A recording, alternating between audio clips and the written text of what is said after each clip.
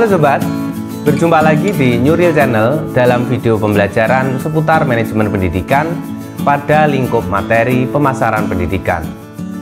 Di video sebelumnya, kita telah membahas tentang riset pasar pendidikan, di mana riset pasar menjadi pijakan untuk mendesain produk pendidikan secara tepat dan relevan. Untuk itu, pada bagian ke-6 ini, kita akan mengidentifikasi berbagai pertimbangan serta prosedur dalam pengembangan produk pendidikan.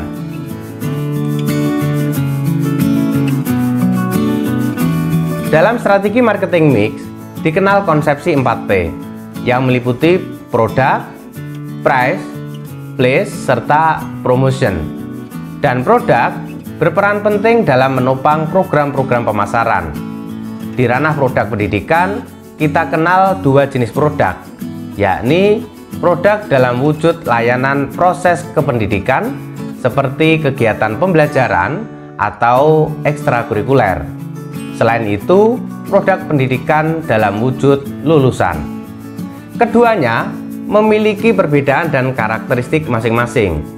Jika layanan proses kependidikan lebih identik dengan produk dalam wujud jasa, sementara lulusan lebih dekat dengan karakteristik pada produk dalam bentuk barang karena keberadaannya lebih berwujud, tampak, dan terukur.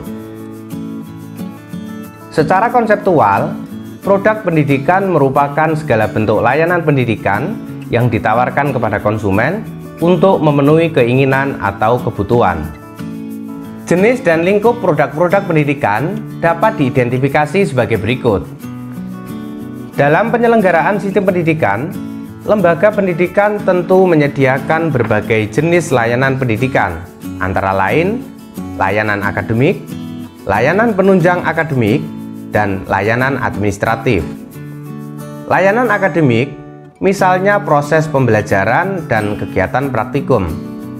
Layanan penunjang akademik misalnya kegiatan ekstrakurikuler atau bimbingan konseling. Serta layanan administratif misalnya prosedur pembayaran atau layanan peminjaman buku perpustakaan. Ketiga jenis layanan pendidikan ini dapat dikatakan sebagai produk pertama pendidikan dalam bentuk proses pendidikan. Peserta didik merupakan konsumen utama atas layanan ini, selain manfaat lanjutan yang diterima konsumen sekunder, yakni orang tua, masyarakat, atau pemerintah. Dalam kurun waktu tertentu, sebagaimana ketentuan masa studi di setiap jenjang pendidikan, peserta didik akan menuntaskan studinya serta berstatus sebagai lulusan. Pada tahap ini, posisi peserta didik tidak lagi menjadi konsumen, tetapi sebagai produk pendidikan dalam bentuk lulusan.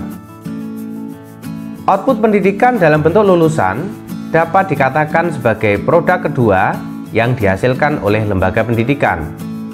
Produk pendidikan jenis ini akan digunakan atau dimanfaatkan oleh konsumen tersier, yakni lembaga pendidikan lanjutan, instansi, atau dunia usaha dan industri yang membutuhkan calon tenaga kerja. Kedua jenis produk pendidikan ini saling berkaitan satu sama lain. Semakin bagus mutu layanan proses kependidikan yang disediakan, maka akan mendorong terhadap peningkatan mutu lulusan. Karena itu, lembaga pendidikan perlu menyiapkan sistem penjaminan mutu pendidikan secara efektif sehingga dapat mendorong terhadap peningkatan kualitas produk pendidikan. Hal ini akan berimplikasi terhadap kepuasan dan juga kepercayaan pasar atas produk yang ditawarkan oleh lembaga pendidikan. Dalam upaya penguasaan pasar, produk pendidikan harus dibangun dan diposisikan secara tepat sesuai dengan situasi dan kondisi pasar. Paling tidak, ada 4 situasi yang perlu diperhatikan oleh para penyelenggara lembaga pendidikan sehingga bisa menempatkan produk sesuai dengan persaingan pasar. Hal ini berkaitan dengan dua variabel, yakni kondisi produk dan pasar. Apakah produk sudah ada ataukah belum? Begitu juga dengan pasar, apakah sudah tersedia ataupun belum? Masing-masing akan menempatkan pada 4 kuadran berbeda. Kuadran pertama, di mana produsen pendidikan sudah memiliki produk serta pasar. Pada situasi ini, lembaga pendidikan perlu melakukan penetrasi pasar dengan meningkatkan sosialisasi dan promosi.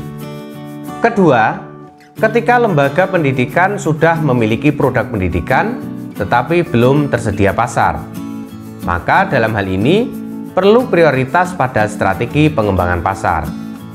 Kuadran ketiga, yakni saat penyelenggara pendidikan sudah memiliki segmen dan target pasar, tetapi belum memiliki produk.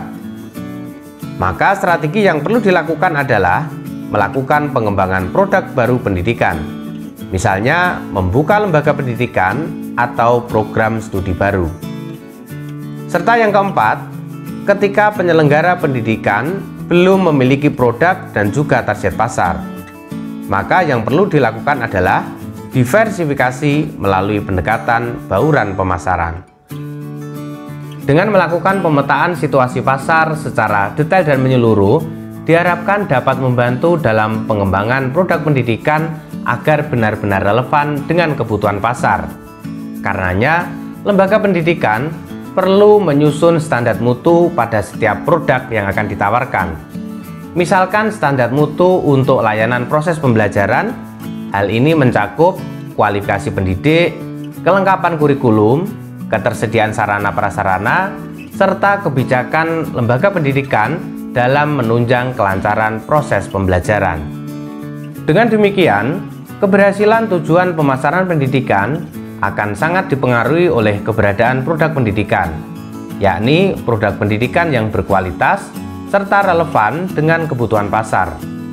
Semua akan terwujud ketika lembaga pendidikan memiliki kesadaran dan komitmen kuat dalam membangun produk pendidikan yang unggul, kompetitif, dan berkarakter. Oke sobat, demikian tadi pembahasan tentang pengembangan produk pendidikan.